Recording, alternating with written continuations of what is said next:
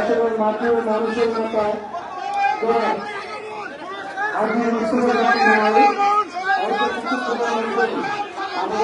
আমাদের মাঝে হবে।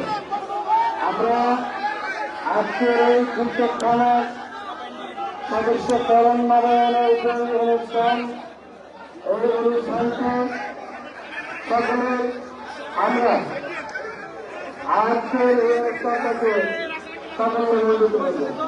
আমাদের মাঝে উপস্থিত হয়েছেন আমাদের আজকের অনুষ্ঠানের প্রধান বক্তা আমাদের মাননীয় নেতা ঢাকা মহানগর উত্তর